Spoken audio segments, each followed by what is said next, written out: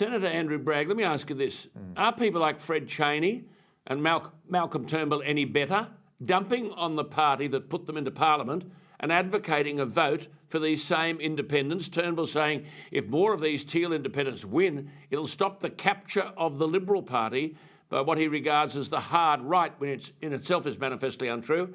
I mean, what are we to do about these people? Well, look, I don't agree with those statements. I think they're wrong.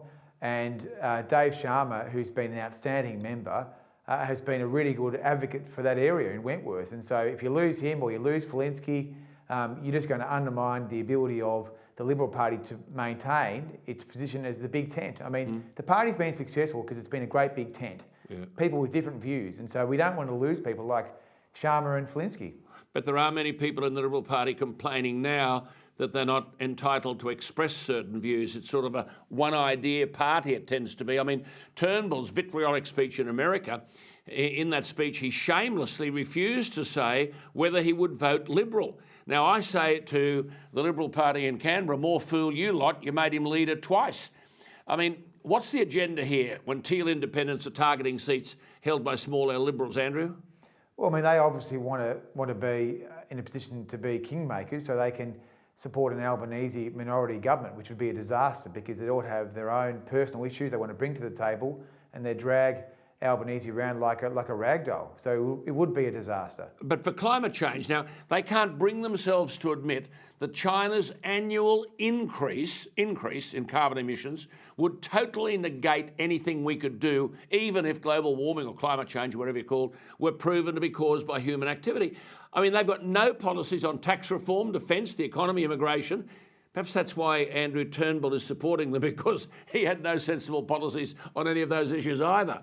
Well, look, they're certainly not a party of government, but as I say, it would be a disaster if they got the minority government, because Albanese would be dragged around like a rag doll, and it's the worst possible time for us to have that sort of uncertainty. Just a final comment from you, Andrew. This is Senator Andrew Bragg, a New South Wales senator, going around the country, as you must sort of every day, as in fact I do, looking at seats. A dreadful poll today where the gap between Labor and the Coalition has widened in the News poll.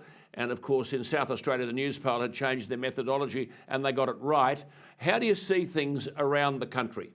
Look, I think it is going to be tough, but the election campaign has shown that Mr Morrison is a more substantial figure than Mr Albanese. He knows the policies, he knows the stats, he knows what the unemployment rate is. So my hope in the last couple of weeks is that people focus in on the choice, and I think we have a better offering. Is Scott Morrison himself an issue here? Well, look, I mean, I think that he has provided very strong leadership during a very turbulent time, and people will look at the choice between Mr Albanese and Mr Morrison, and they'll see that one is a more substantial figure who knows the policies. Just back to the teal before you go, these independents. If Holmes Accord is backing these people and they're all singing off the song sheet, aren't they a party in themselves, and shouldn't they be registered as such? Well, I think that they're holding themselves out to be a group of independents, but of course they're coordinated by Mr Holmes Accord, who shamelessly is too afraid to run for Parliament himself, and thereby wants to be a puppet master in the background. But I mean, it's effectively a party in its own right. Good to talk to you.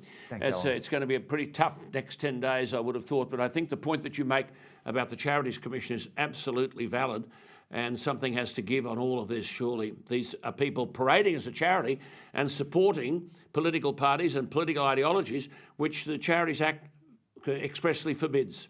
Senator Andrew Bragg. Thanks, Alan.